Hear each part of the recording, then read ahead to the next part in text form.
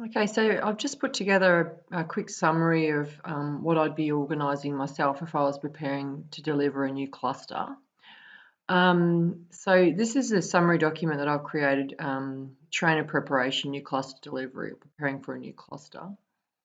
And this document can be found in this folder here, which is on the L drive under the nursing header, simulation lab policies and procedures. So simulation lab preparations here, but this one is preparing for a new cluster. So there's a couple of preparation ones. Obviously, simulation lab prep's a bit different to preparing for the classroom delivery. So in the document, I've basically just explained that you need to be thinking a couple of months ahead, and for the first beginning of a new course, I'd aim for about up to week 11 or week 12 because that encompasses the placement, the first observational placement, which you'll have questions about. So you need to be prepared for that. One of the things I really encourage you to do is looking at the bigger picture of the delivery. So not just sort of session by session, but what you're delivering across the whole. And so what all the units encompass as part of that cluster. So what's the goal delivery? So the reason why I have brought that up is because I have, as you would have known, I've given you this document, which is the training session delivery plan. So there's one of these done for every single cluster, for every cohort actually. So obviously the dates are relevant to the groups that's been taught. So this one's the trainer session delivery planner for cluster 1, and it's the 120 group, which is the January group that will be starting. So obviously cluster 1 is just going to have all of the assessment tasks and sessions relevant to cluster 1. There's separate ones for each of the other clusters. So I'll show you where the training planners are saved. So they're in obviously the nursing folder, lesson planning, and then trainer planners. So this one here is from 120, and I've grabbed the cluster 1 group. We've done up to cluster 4. If you need 5, 6, and 7 done, it's just a matter of asking Kristen on reception to put these together. She can do them fairly quickly for you. So for example here, I've said, you want to look at the bigger picture. So you want to have a look at just the summary of what's been delivered across the whole cluster, just to get a bit of an idea of all the topics that have been covered. And then you sort of would narrow it down to the first 11 weeks. So I guess then you're sort of looking at the applicable timetable. And so I've just brought up the 120 timetable here. So we're looking right up to sort of week 12, I'd be wanting to be organised for before the course starts. So these are the sessions that you'd be looking at. You're going to look at all the sessions in the trainer planner because you want to know what the topics are that you're going to be teaching throughout the cluster. But more specifically, you're going to look at this and you're going to say, right, I need to be up to date up to session 55. So if you go back to your trainer planner, so session 55, there's actually not that many sessions, whilst it sounds a lot. And that's because half of it's the other cluster.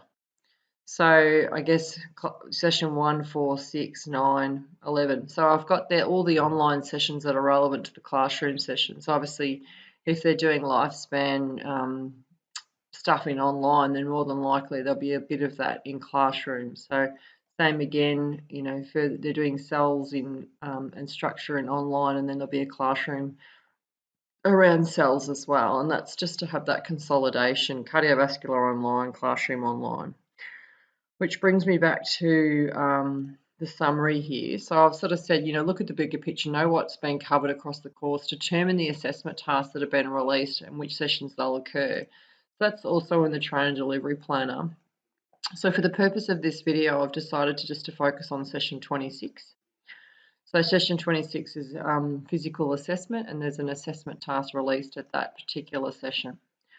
So if we go back to this, if you know the assessment task, I'm basically saying you'll know what to cover in class and you know what to flag. So if we were going to start preparation, we would look at the bigger picture first. But if we were going to prepare for session 26, I would suggest the first thing you would do is review the lesson plan, research the content. So lesson plan is in the all cluster lesson plans. And so go straight to classroom 26.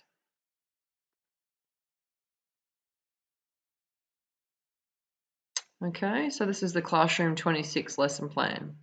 So my suggestion would be to print that off and have a copy of that handy while you're prepping for this session. So it's just the 2 pages there.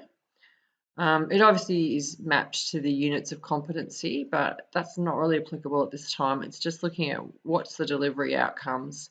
And as we know, there's an assessment task getting issued on the same session. So you can see here, session 26, that just gives an overview, and then the assessment task, whereas the actual lesson plan gives you all of the detail. Now the master lesson plan is saved in this folder here, Diploma of Nursing Lesson Planning, and you can see here there's a Word version and then there's a PDF version. I suggest that you use the PDF version because it's much quicker to use and scroll through. Because the document's so large, the Word version is very slow and cumbersome, so always use the PDF. And remember, when you're navigating, you can use the interactive table of contents. So I can just go down to session 26 here and I can actually click on that and it will take me straight there. So the next bullet point that I've got there is prepare for the release of the assessment task in class. So as you know, we've already noted on the lesson plan that assessment task 5 is getting issued at that session. So I would actually look at the assessor guide and have a good look at the assessment task 5. As you can see here, it is here, and obviously the answers are in red. And so whilst you've got the assessor guide and you've got the assessment information, you should also check the assessment task on EduOnGo. Just a reminder though, to find the assessment task for any cluster, you go to Nursing Assessment Task Guides and then the applicable cluster. So for example, in this case, it was cluster 1. And then assessment task is just the standalone assessments, and whereas assessor guide has the assessments plus the answers. So that's what I've got open down here. Okay. So further to reviewing the assessor guide and reviewing here and reviewing the answers, I would then go to EduOnGo and I would have a look at the assessment task, which is here. So this is the assessment task 5, written assignment. And as you can see, it's basically a quiz that the students have to take. So we can preview the quiz and then what does healthy look like? And then these are the questions. So it's an oral hygiene assignment, which we have here. And we have, oops, sorry, I've gone too far. And we have the answers for, okay. A lot of them, you know, can be multifaceted with multiple answers, but generally, you know, there's some examples of what the answers are that we're looking for. If you're not sure and you want to have another look, you can look at previous courses and at the answers that students have written just to get some ideas. But basically, the assessor guide's pretty much up to date now. So we've had a look at the assessment task in EduOnGo, and we're happy that the students can access that. We can also check the release date in assessments.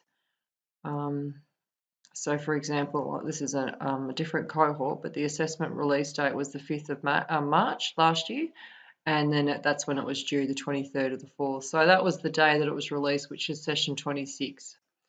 So session 26, here it is here, assessment task. So that's session 26. At the bottom of that session is that assessment task, and that gets released that day. So as we've done there, we've looked at the student view of the assessment task, and it also says to review the PowerPoint. So what I would probably do here is I would look at the session. So go to session 26. And there's not a huge amount in the classroom ones, it's just usually a PowerPoint. So we've had a look at that, and then we've opened up the PowerPoint and had a look at it. Generally, when I'm preparing, I'll do a print with just the 3 slides. So, you know, so you can take some notes and write some notes next to your 3 slides. On here, we've also got, so if you need any changes to the PowerPoint, you'll need to get this done well in advance of when you're delivering the session, because it's not as easy as just changing it. It needs to be changed on Edu Go. So we prefer to keep them as is, but if there's something that you really want to change on that PowerPoint, then you need to be ahead of that, and you need to let the quality team know of that change. The important thing to remember is to review your pre and post classroom, online content. So, for example, in this case here, this is the session before 26. So, the online session for cluster 1 is session 24.